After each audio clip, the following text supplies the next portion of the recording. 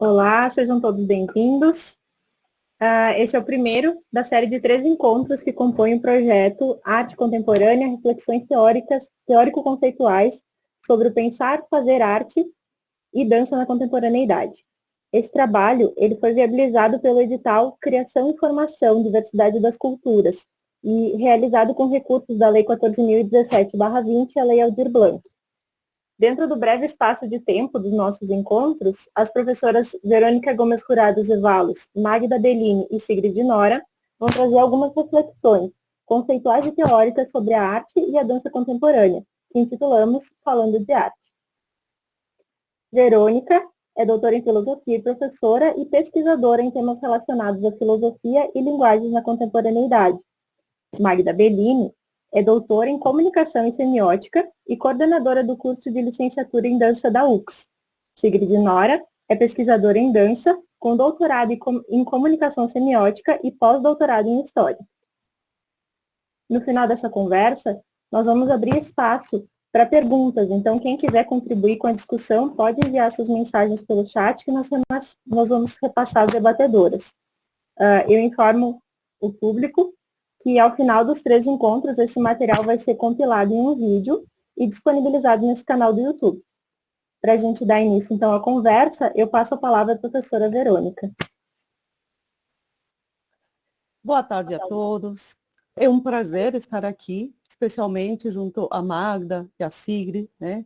E contar também com a parceria da Andri para nos ajudar na condução da nossa conversa. Eu só queria dizer que nessas 3 lives a gente vai abordar temas diferentes, né, a cada dia, todos eles relacionados à arte, à dança e à contemporaneidade. Esta proposta surgiu da ideia de compartilhar algumas das nossas reflexões que a gente faz, né, acerca da arte, pois acredito que o fazer artístico e cultural de uma sociedade não se dá única e exclusivamente através dos seus produtos artísticos, mas se dá também a partir de todo um pensamento que sempre estará por trás de todo fazer artístico. Então, nesse primeiro dia, a ideia é de pensarmos se, quando falamos em arte, será que todos temos a mesma compreensão sobre o que possa ser arte? E será que isso é necessário? Sabemos que várias áreas do conhecimento têm a arte como seu objeto de estudo, assim como a filosofia da arte, a história da arte, a psicologia da arte, entre tantas outras áreas. Cada uma delas abordam aspectos específicos fundamentados em determinadas teorias. Então, seja qual for o ponto de vista adotado para se referir à arte, talvez seja necessário sim uma certa atenção e precaução. Para quê? Por isso, né, que evitaria mal-entendidos ou discórdias, não só entre os artistas, mas também entre os diferentes agentes integrantes de uma sociedade. Para que tudo isso? Porque toda experiência que temos com a arte, seja como artistas, gestores ou como apreciadores de arte, depende da compreensão que temos sobre arte.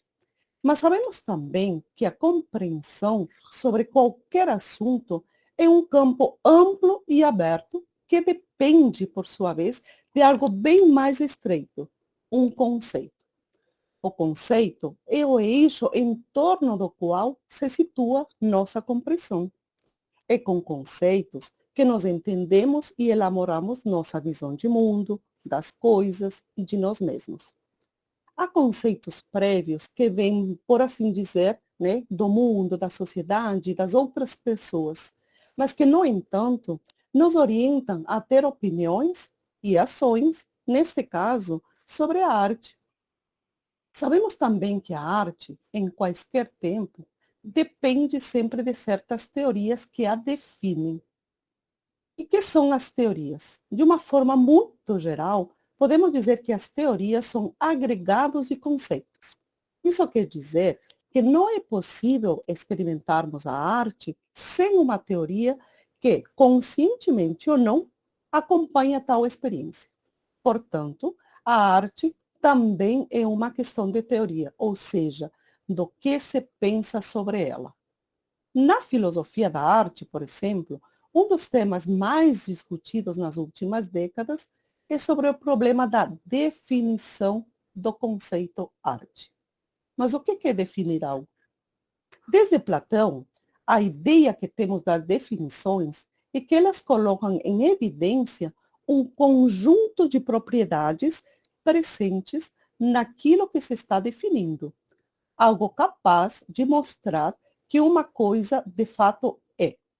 Essas propriedades, que são essenciais, seriam características de todas as coisas referidas por um conceito, mas também que apenas essas coisas possuiriam tais características.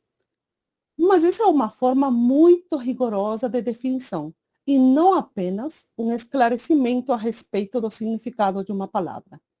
Definir arte, nesse sentido, exigiria apontar alguma propriedade ou um conjunto de propriedades que todas e apenas as obras de arte possuíssem. E isso não é tarefa fácil. Por muitos séculos, por exemplo, se aceitou que a propriedade definidora da arte era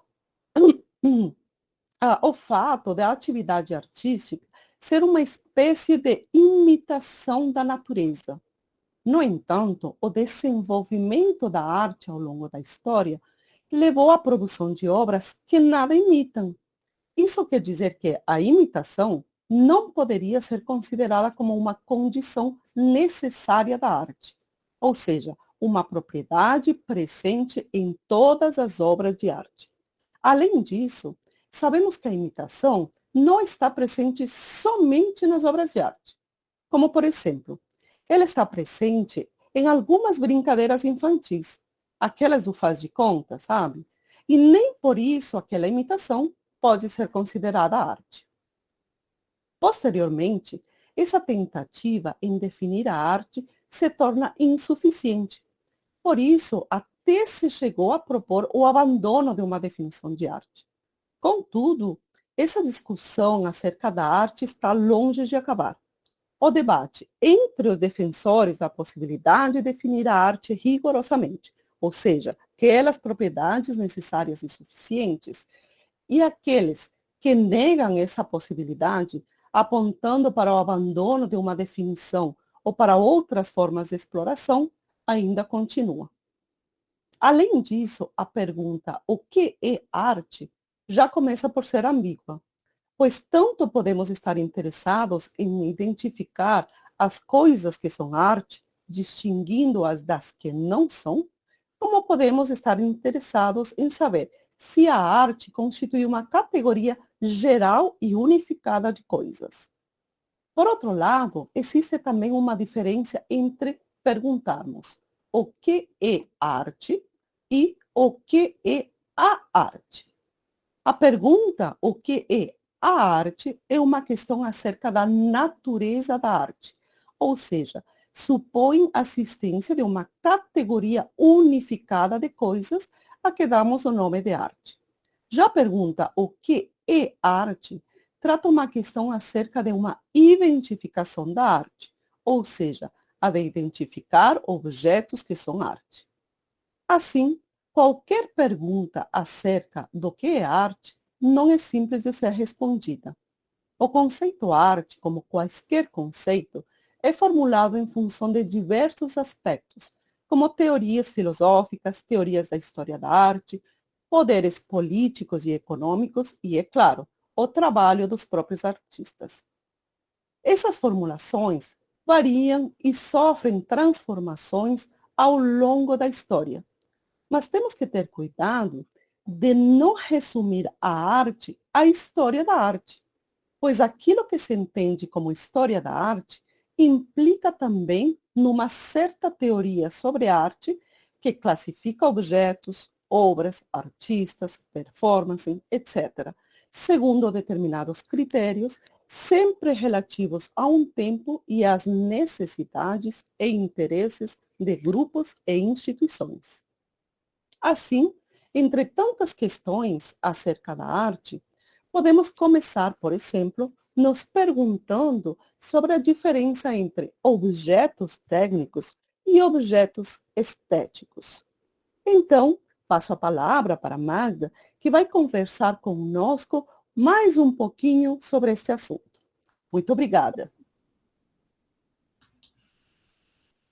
Boa tarde a todos. É um prazer estar aqui hoje, né, para essa conversa junto com a Verônica, a Sigrid, mediada pela Andriele, e ao Assauri, que está nos bastidores. Muito obrigada também.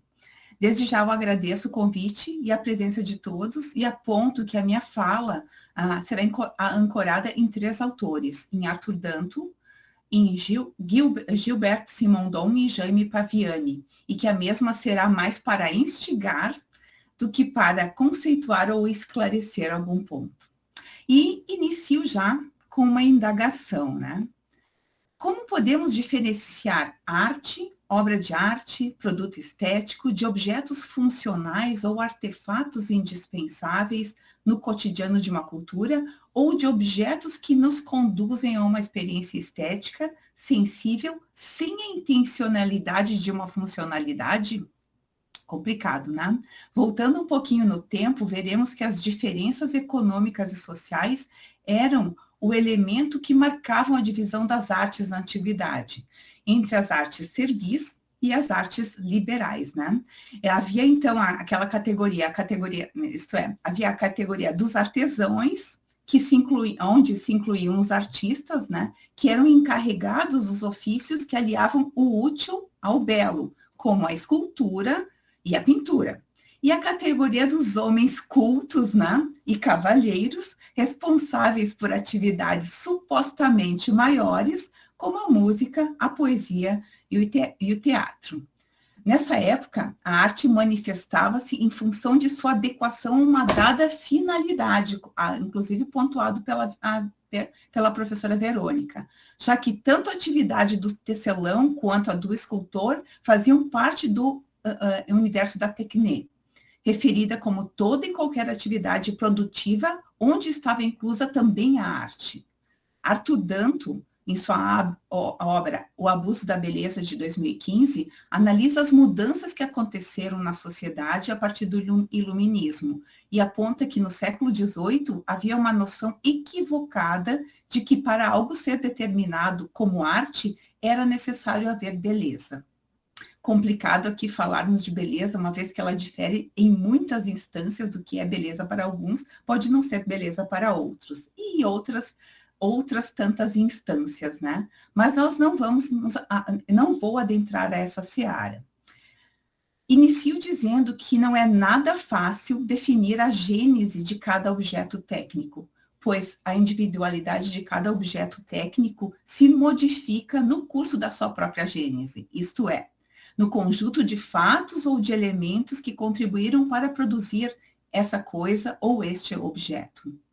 A evolução desse objeto técnico envolve a artificialização do objeto natural e a concretização do objeto técnico dentro da cultura, na cultura.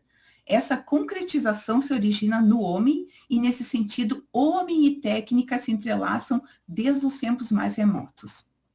O objeto técnico pensado e construído pelo homem não se limita apenas a criar uma mediação entre homem e natureza. Ele é um misto estável do humano e do natural, contém o humano e o natural e confere a seu conteúdo, uma estrutura semelhante à de objetos naturais e permite a inserção no mundo das causas e efeitos naturais dessa realidade humana. O objeto técnico não se define facilmente. Há um longo percurso, desde o bastão de cavar dos nossos ancestrais brauninídeos, da serra, da evolução para o martelo, até a fabricação em série. Dessa forma, também a criação de um objeto estético se desenvolve a partir de referências deixadas por outros objetos, dando à criação estética um caráter coletivo, resultado da criação desenvolvida ao longo do tempo ou do fruto de um acúmulo de conhecimentos ao longo do tempo. Não existe arte em estado puro, isso nos diz Jaime Paviani, né? Não só ele. Com um valor absoluto, um valor em si, uma vez que ela se confunde com aquilo que o homem sente e pensa. Sua significação provém do contexto histórico em que se realiza e, muitas vezes, né, ela pode assumir funções contraditórias que vão desde o prazer estético, passando pelo consumo, pela ornamentação ou mesmo pela doutrinação, que não vamos adentrar aqui, essa questão. Questões estas sujeitas às contradições da própria sociedade, do bom e do mau gosto. Depois da destruição da aura, que nos fala Walter Benjamin, né, não é mais possível distinguirmos quando uma obra é autêntica ou não. Durante séculos, institucionalizaram-se certos padrões estéticos de beleza, haja visto a questão da Vênus de Milo e a Mona Lisa, né? Mas essa dessacralização acontece com o advento do dadaísmo. E aqui eu abro um parênteses para explicar um pouquinho a questão da Mona Lisa, que talvez muitos já saibam, né? Que em 1911 houve um roubo no Museu do Louvre, onde ela estava colocada, né? Depois, 2 anos depois, ela reaparece. No meio de tudo isso, existe uma mídia muito ansiosa por saber o que aconteceu, né? O que realmente catapultou a obra de Da Vinci para a fama foi justamente esse roubo. A cobertura midiática que ela teve durante o tempo que esteve perdida, quase 2 anos, ou um pouquinho mais de 2 anos, foi o principal motivo de sua fama mundial. Antes disso, muita gente nunca tinha ouvido ou visto falar da Mona Lisa de Da Vinci. Dito isso, né, não podemos deixar de mencionar, já que a gente falou do dadaísmo, né, de Marcel Duchamp, que liderou o movimento Dada, considerado o primeiro movimento anti-arte da história. A antiética Dada dava-se através da apropriação de objetos comuns, de preferência industriais, visando novos significados. Duchamp afirmou, abre aspas, o deleite estético é o perigo a ser evitado, fecha aspas. E parte de sua intenção com os famosos handmaids, né, dos anos de 1913 a 17, era constituir um corpus artístico que não levantaria considerações estéticas. Olha onde é que a gente está se enfiando aqui, né, nessa live. A fonte de Duchamp, concebida em 1917, que é um urinol, o objeto em si, posto na vertical e exposto sobre um fundo negro, né, é uma escultura, um objeto técnico ou um objeto estético? A questão posta aqui é se a diferença entre arte e realidade poderia consistir nessas diferenças detectáveis. Duchamp esclareceu isso numa palestra que ele deu no Museu de Arte de Nova York, lá em 1961. Lá não, logo ali, né? Abre aspas, o que ele diz. Um ponto que realmente quero introduzir é que a escolha desses handmaids nunca foi pautada pelo deleite estético. A escolha foi baseada em uma reação de indiferença visual e, ao mesmo tempo, em uma total ausência de bom ou mau gosto. De fato, uma anestesia completa. E aí, existe uma quebra, né? Nesse sentido, é pelo olhar do espectador que a obra se torna um objeto estético? Questão, né? O espectador é a condição indispensável para que a obra de arte deixe de ser objeto comum entre os demais objetos comuns para se transformar num objeto estético. Há autores que dizem que sim, mas aqui a gente questiona. A arte depende do contexto na qual ela está inserida e passa a ser reconhecida a partir de uma comunidade. Até o início do século XX, a arte apresentava um caráter universal, em que o espectador deveria captar o sentido da obra. A partir da década de 20, dos anos de 1920, 1930, ela não está ligada tanto ao contexto da sua criação, mas às instituições, ao mercado e ao consumo da arte. Assim, para Arthur Danto, não é nem a experiência estética suscitada, nem o ar de família, né, em relação à tradição artística que decide o caráter artístico de um objeto, mas o fato de estar produzida e apresentada, entre aspas, no mundo da arte.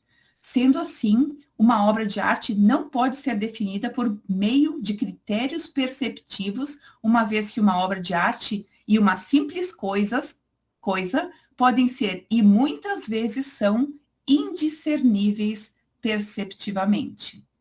Nesse sentido, eu passo agora a palavra à professora Sigrid, a prof. Sigrid, ou a Sigrid, que nos falará um pouquinho sobre os produtos culturais e esses produtos artísticos. Obrigada, Magda. Quero dar boa tarde para nossas colegas aqui, Verônica, a professora Magda, a Andriele e possíveis seguidores nesse encontro. Quero também agradecer à professora Verônica pelo convite e dizer que sempre é muito prazeroso para mim participar de encontros que tenham a arte e a dança, enfim, como ponto central. E também dizer que depois das falas das professoras Verônica e Magda, se torna sempre um grande compromisso a minha presença. Enfim, então, após as abordagens das colegas, eu posso afirmar que, ao se falar em arte e em produtos estéticos, enfim, né, inevitavelmente se fala em produtos artísticos e em produtos culturais, além das inúmeras outras janelas que se abrem em relação a questões como obras de arte, artistas, consumo, mercado, lucro e tantas outras questões que vêm na cola deles e que se relacionam entre si porque integram mesmo as paisagens, como cadeia produtiva, indústria cultural e economia da cultura. Mas penso que para entrarmos nesse terreno, antes de tudo, é importante lembrar que esses temas são tão importantes quanto vastos e são discutidos desde muito, de forma que nessa conversa não podemos mais do que algumas provocações para lembrarmos o quanto estamos envolvidos neles, com eles e por eles. Então, como eixo central dessa conversa, vamos nos ater especialmente a produtos culturais e produtos artísticos e o lugar da dança neste latifúndio. Mas para que se possa abordá-los, é preciso lembrar sempre sobre o conceito de cultura, ou seja, o ponto de partida deste grande emaranhado, né? Enfim, existem formas de entendimento dessa concepção que é principalmente a concepção de totalidade.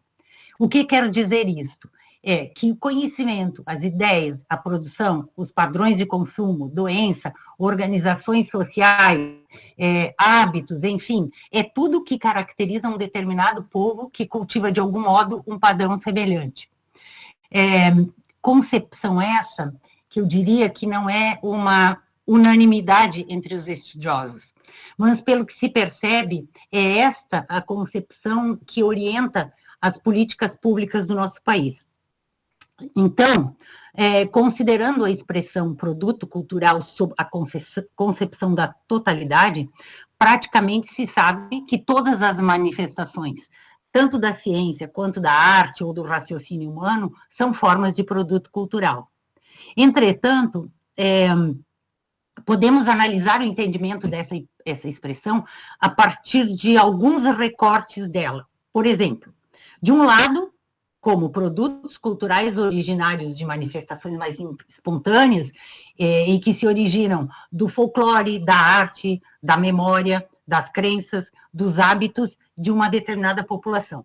Por outro lado, podemos considerar outros recortes e outros vetores, por exemplo, a partir dos estudos que os filósofos como Horkheimer e Adorno que estudam o produto cultural como um produto produzido em série. Aquele artigo, digamos, industrializado, que visa o maior número possível de consumidores e que possui, por sua própria constituição básica, toda uma carga de conteúdos sociais e ideológicos que não são, em geral, percebidos de imediato por aqueles que a utilizam. É complicado isso, né? Portanto, apenas através desses dois recortes, percebemos que a abrangência do termo produto cultural vai desde essas formas de manifestação do folclore, da tradição, das práticas artísticas, até os processos modernos de comunicação, incluindo também a indústria cultural. Assim, apenas a partir desses dois recortes já podemos perceber que, olha só, que tanto um bloco de carnaval de rua, quanto o grande desfile de carnaval do Rio de Janeiro, ou a famosa obra de arte de Picasso, e uma lembrancinha que compramos nos pontos turísticos, a rigor, são todos produtos culturais. Então, e o produto artístico, então? Né? Onde é que fica? Bom, dentro dessa perspectiva, produto artístico é também um produto cultural, mas é aquele que diz respeito àquilo que deriva de alguma forma de arte. E é aqui que reside justamente a distinção entre os dois termos. Ou seja, o produto artístico é, por sua natureza, um produto cultural. Contudo, nem todo produto cultural é um produto artístico. Por exemplo, uma comida típica de uma determinada região, como, por exemplo, o pão de queijo de Minas, é sempre, e sem dúvida, um produto cultural, mas a priori não é um produto artístico. Entretanto, também devemos considerar o fato de que um produto cultural, dependendo de sua abordagem, configuração, tratamento, pode se tornar também um produto artístico. Explico. O vinho da nossa região é apenas um produto cultural, porque é um hábito de cultivo da nossa região. Mas quando ele cai nas mãos de uma artista plástica, como a caxiense, por exemplo, Genoveva Finkler, criam-se elementos a partir de suas tramas que oferecem uma outra leitura, uma outra configuração. E tem-se aí um produto artístico. Por sua vez, entretanto, não significa que produtos artísticos possam ser, de cara, uma obra de arte. E assim vai. Enfim, quando examinamos esses dois termos, produto cultural e produto artístico, como eu já disse lá no início, inevitavelmente eles nos levam a outras e mais outras ligações a partir deles, e que merecem ser examinadas com muito cuidado quando nos referimos a eles. Enfim, mas a propósito, e a dança? O que é que nos interessa nesse momento? E que lugar ela ocupa nesse latifúndio? Eu achei pertinente, encontrei um quadro bastante simplificado, mas que situa o lugar ocupado pela dança enquanto pertencimento desse universo. Peço para a Arielle, por favor, nos colocar a visualidade desse quadro, por favor.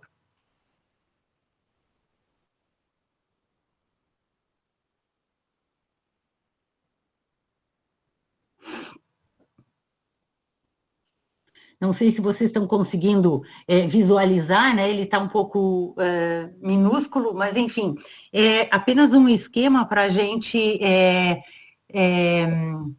entender um pouco essa representação gráfica, né? Vejamos, então, o que esse quadro nos diz.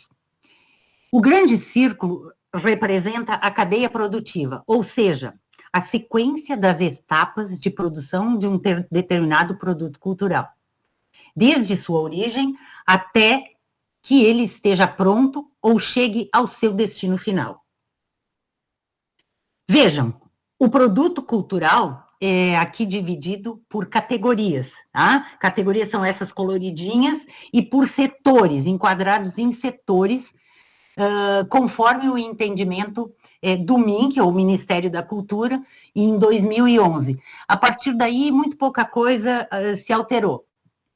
Tá? E nesse entendimento, a dança integra esse quadrado lilazinho, né?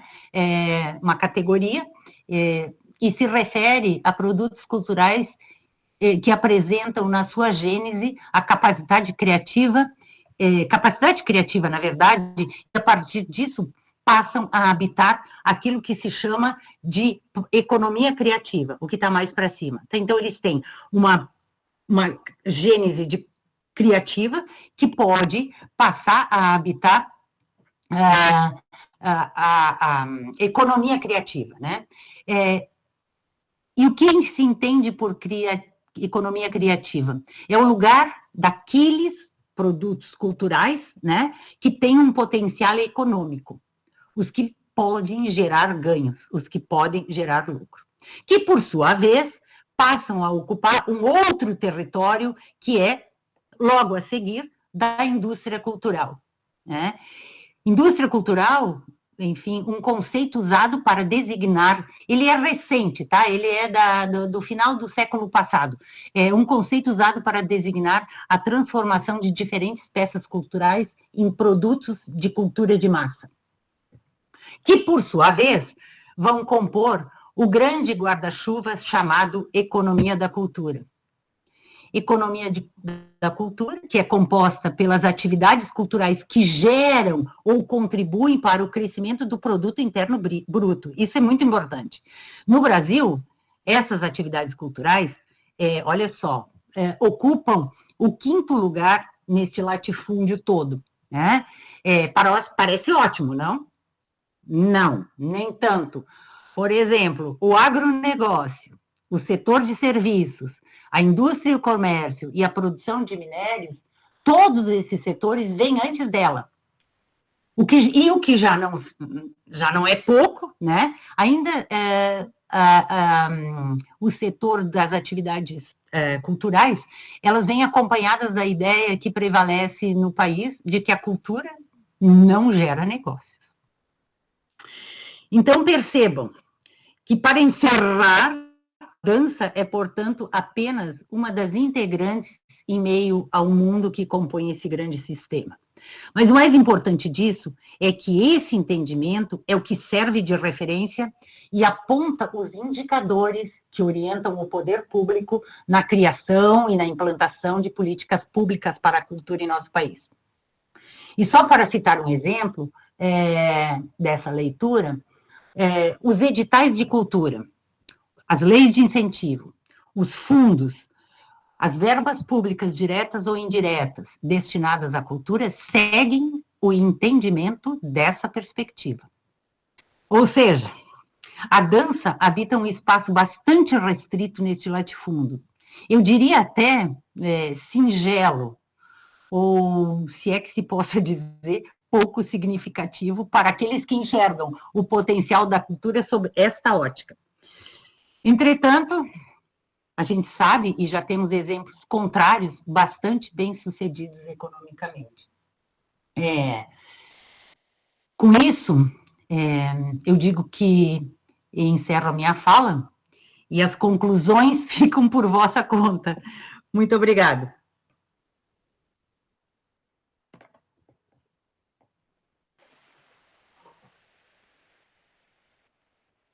Muito obrigada, professora Sigrid. Então, agora a gente vai passar a responder as interações no chat aqui. Eu vou começar com uma pergunta que entrou agora. Ela... Então, qual seria a relação entre arte e cultura?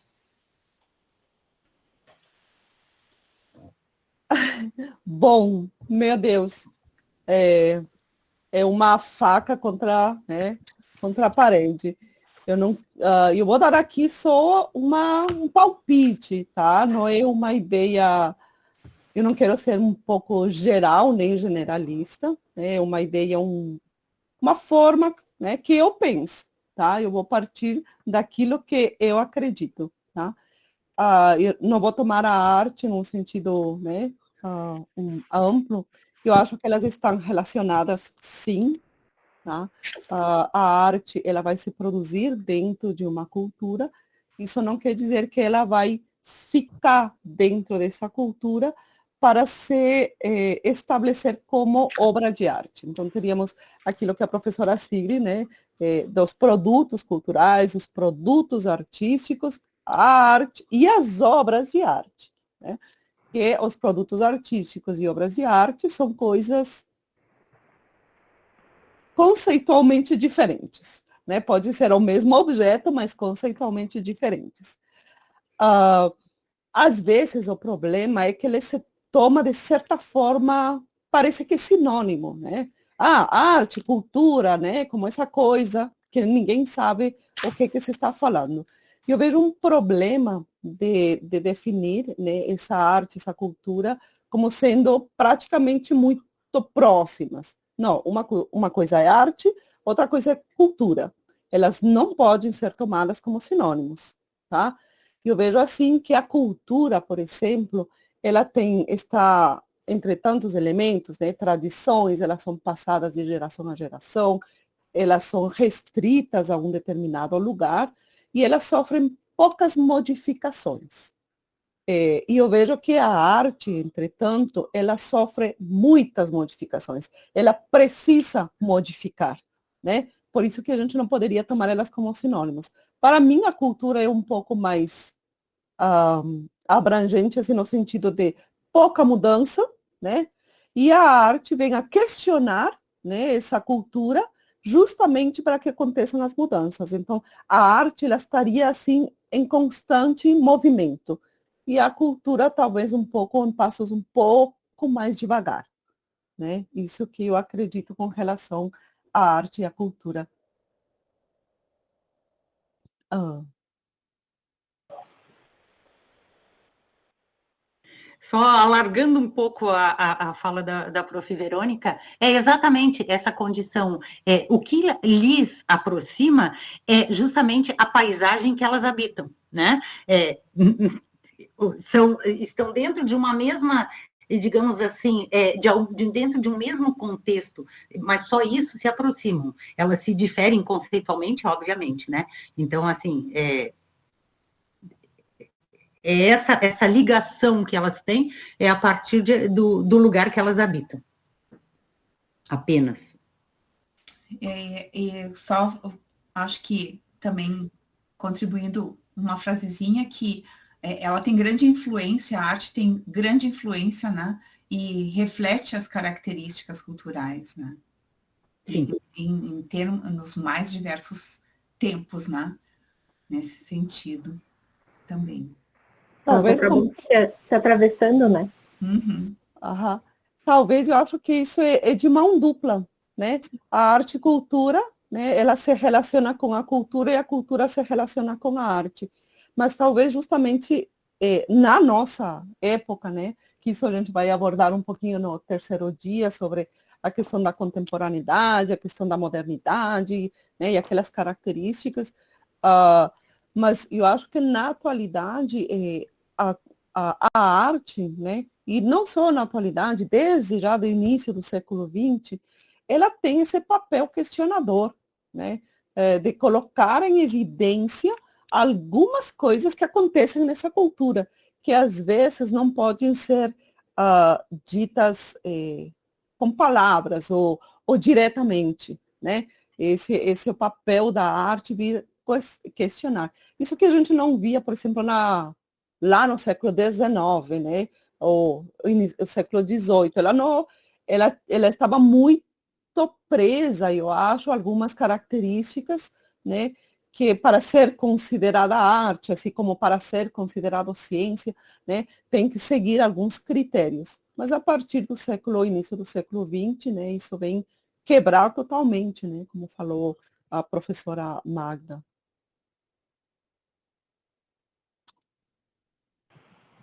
É isso, então. Quero agradecer a participação aqui do Giovanni, que nos mandou a nossa pergunta. Acho que respondemos a ele. A gente vai encerrando o nosso encontro aqui por hoje. Eu quero agradecer, então, novamente quem está aqui conosco assistindo, quem esteve conosco. A gente vai encerrar o nosso bate-papo e aí eu reforço o convite para que amanhã a gente se encontre aqui de novo para continuar essa conversa e para fazer novas reflexões sobre a arte e a dança contemporânea. Agradecer novamente, então, ao edital Criação e Formação e Diversidade das Culturas, que é o meio de financiamento pelo qual esse projeto está sendo realizado. E, então, muito obrigada a todos, boa noite e até mais.